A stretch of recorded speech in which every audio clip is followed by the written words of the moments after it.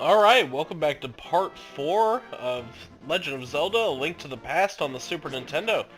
I am your ever-gracious host, Preposterous Whitey, the Mystical Slacker, on my epic journey to relax and play retro video games. And we are going to go ahead and start heading toward the third dungeon. As with previous videos, the third dungeon will encompass the entirety of this episode, because I feel like that's a good way to pace things, don't you? We're gonna skillfully dodge all these guards and make them get the fuck out of our way. They're impeding our progress. So now that we have a few different shortcuts around Hyrule, now that we have that glove we got in the second dungeon. We can lift up these big boulders, so I could have taken a smarter path up through here, but I forgot, so we didn't. But I thought I'd demonstrate it anyway, since I remembered later on.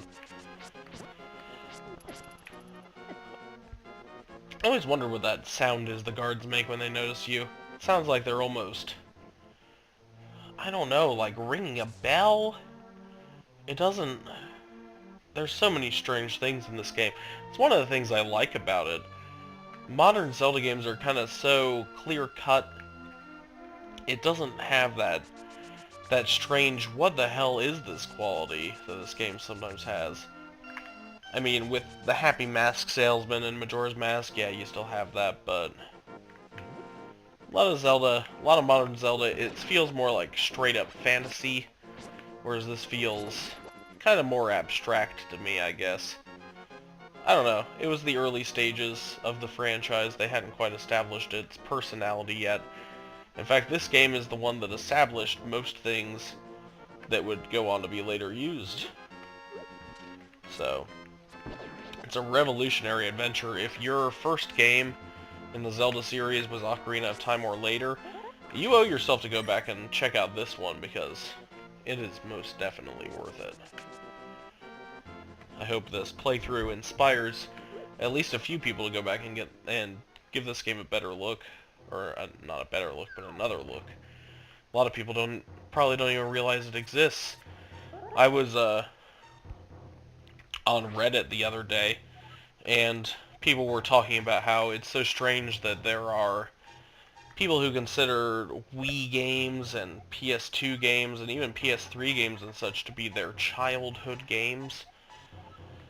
Man, that makes me feel old.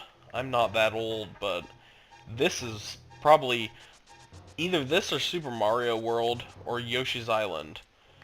These three were probably my first three games that I've ever played. So when people talk about how a game made in fucking 2006 is like their childhood memory, oh man, it makes me feel ancient.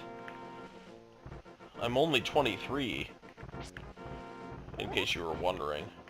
But, man, I'm getting up there.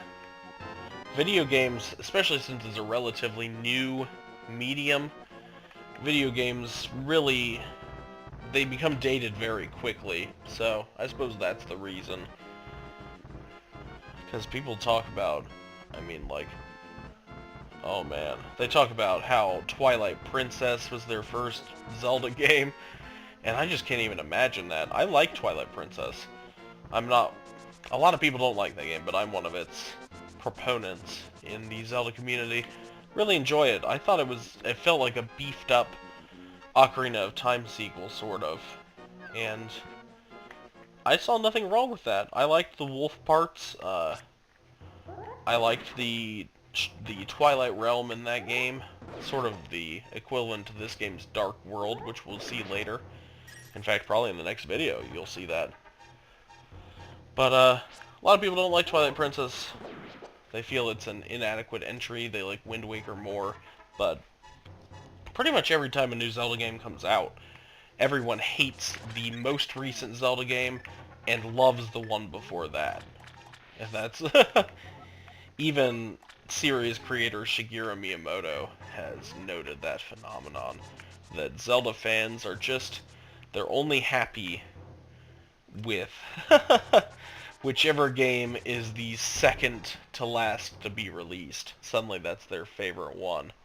So I'm sure once the next Zelda game is announced for home consoles, suddenly Twilight Princess will be everyone's favorite, and everyone will hate Skyward Sword, which they kind of do currently. I like Skyward Sword too. In fact, I was talking last episode about how a lot of modern Zelda bosses are way too easy. Oh, here we are in the Dark World. Since we don't have a special item called the Moon Pearl, when we're in the Dark World, we are transformed into a giant pink bunny rabbit. Because why the hell not? So we're going to use our magic mirror that old man gave us to escape from the Dark World, because we don't really have much of anything to do here right now. I know that there's a glitch you can use to further explore the Dark World, even as the bunny, but I'm not going to go into that kind of thing. Glitches and special tricks are not my specialty, and this is just a straight-up vanilla gameplay LP, so like I said, this is one of the other things that you can use the Book of Medora for. I forgot though, we need the Master Sword in order to obtain the item from there, so we'll have to come back for that later. And here we are in the third dungeon, which I believe is called the Tower of Hera. It's really strange how Zelda games have evolved in their own mythology, because back in this game, there's references to things like Hera, of course, who's I think that's the Greek name for a Greek goddess. I can never keep straight. I think, yeah, the Roman names they share the names with planets and moons and such, so yeah, it's the Greek name for one of the goddesses. So you have things like, Hera being referenced, whereas today, Zelda has its own gods and mythological figures, so that wouldn't really fit within current series mythology, if you think about it. You've already got Faeror, Nehru, and Din, which are the goddesses of the Zelda world, so Hera, presumably does not exist in the modern Zelda timeline. It's really weird, because this game, I believe, is called the Triforce of the Gods? Something like that. In Japanese. Like The Legend of Zelda, the Triforce of the Gods.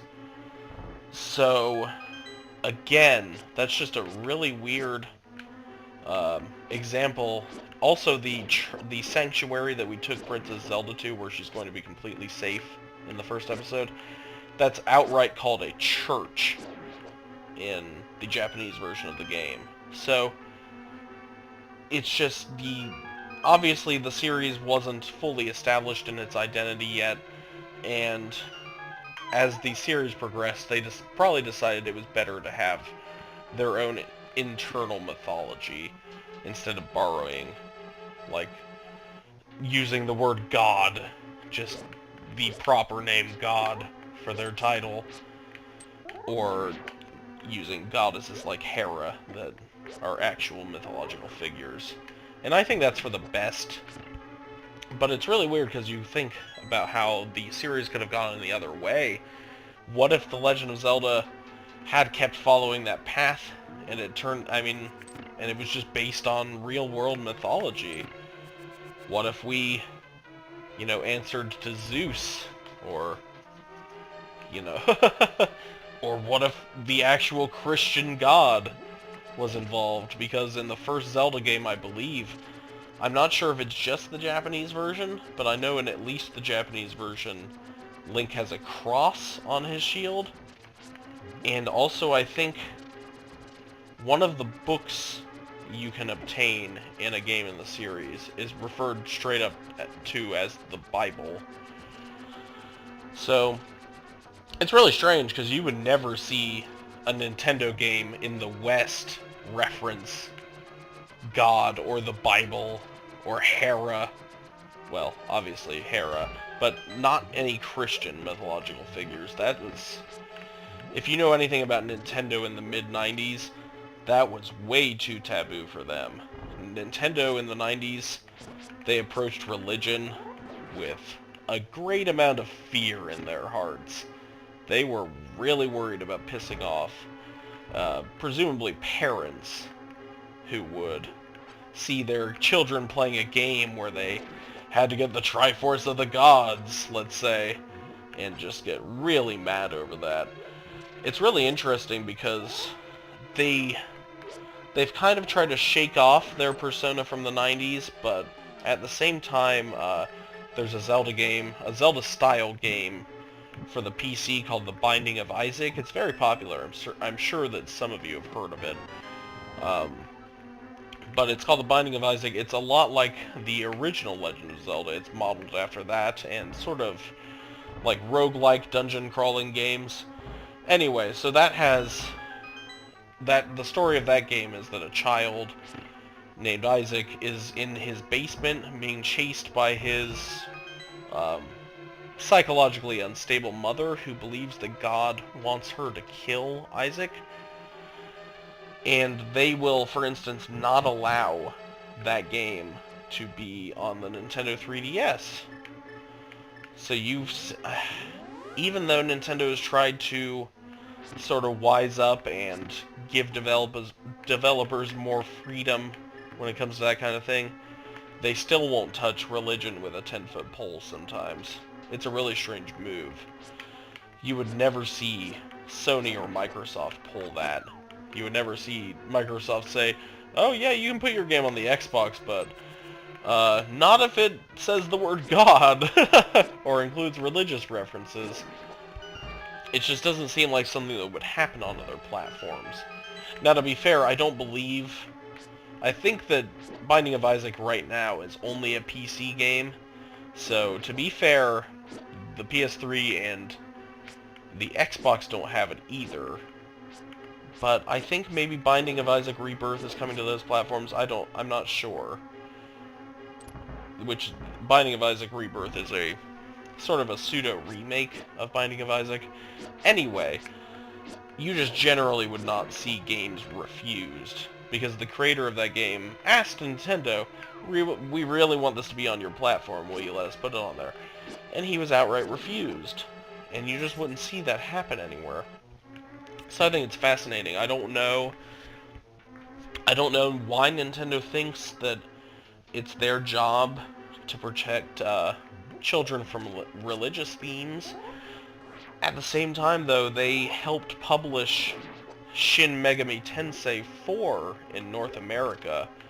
And if you've ever played those games, you know that those are filled to the brim with religious references. So they seem to kind of go back and forth and back and forth. It's hard to tell what the higher-ups of that company are thinking sometimes. The dungeon treasure chest is right across the way over there. That contains the Moon Pearl, which is the item I mentioned earlier that will keep us from transforming into a giant pink bunny when we're in the Dark World. Now, normally I would not want that, because I want to be a giant pink bunny. I think everyone does. Every sensible human being secretly wants to be a giant pink bunny. But for the purposes of actually getting through this game, that's not a viable option. You can't be a giant pink bunny, because apparently giant pink bunnies can't swing swords.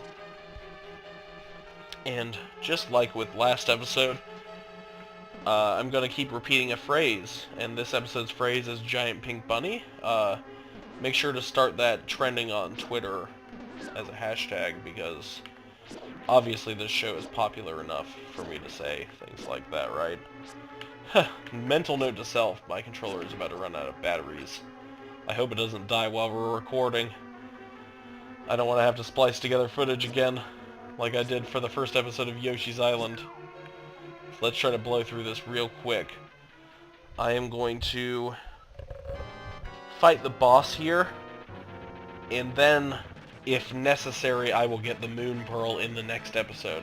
This is a rare instance of being able to beat the dungeon in a Zelda game without getting the main dungeon item, but even if you do make it through here without the Moon Pearl, there's not really much you can do afterward without it. I mean, you would have to return pretty soon, because the Dark World is going to become the main place of travel in this game for pretty much the duration, and that's going to happen pretty soon.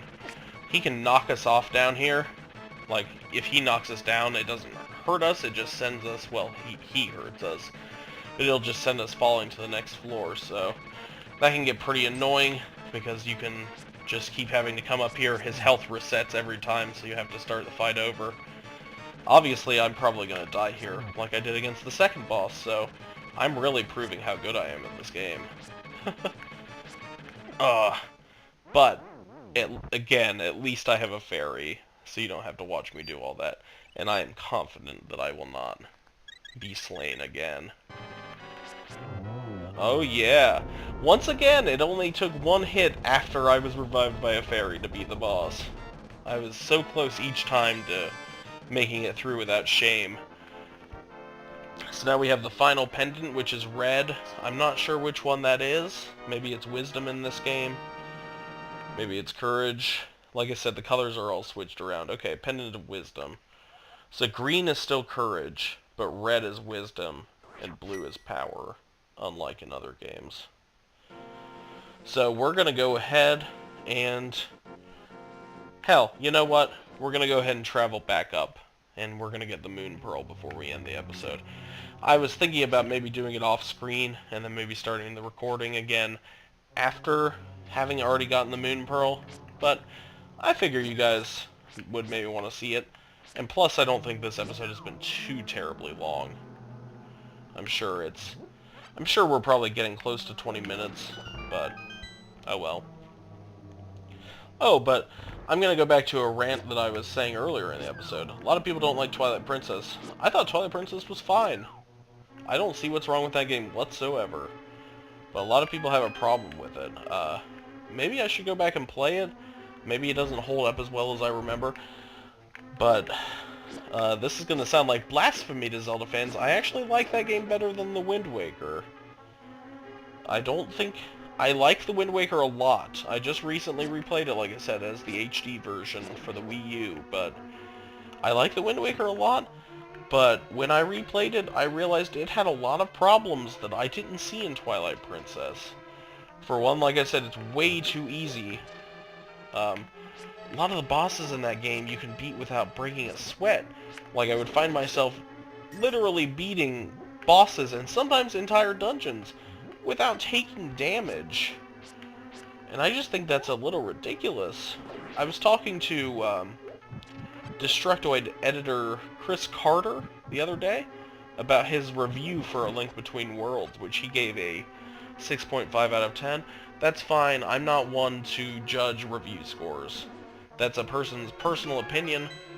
It's not for me to say anything about. But I felt that a lot of his criticism could easily be leveled against The Wind Waker, which is a more universally accepted and beloved entry in the series. And he told me something very interesting, that a lot of people consider The Wind Waker's dungeons to be some of the more difficult in the series, and that was a genuine surprise to me. I completed most of those dungeons without even turning on my brain in the most recent playthrough, and I'm not trying to sound like an internet tough guy. I genuinely didn't think that game was hard in any way. So maybe, I mean, obviously my opinion differs from that of many, but I think the only genuinely challenging Zelda games, aside from the first two, which are hard for different reasons than other Zelda games, the first two are just tough as nails on the pure basis of just getting killed all the time. I've never been able to beat Zelda 1 or 2. This one is kind of a transition between old Zelda and new Zelda, like the first two games and the modern games, in the fact that this game is not overbearingly hard, but it's not, like, if you don't really pay attention and you don't really buckle down, you can find yourself dying in it. And modern Zelda games, for the most part, like I said, you don't die, so there's sort of that healthy medium. But the only ones I would consider to be difficult, other than the first two, our Majora's Mask, and this one. And hell, I even thought that Skyward Sword was pretty challenging at times. The one that everyone hates. And, well, we're lost in this cave clearly, and I've sort of finished my thought. So we're going to go ahead and stop recording. I'm going to get out of this cave before I continue, and I will see you guys in the next episode. Thanks for stopping by and seeing me. I'm Preposterous Whitey, the Mystical Slacker.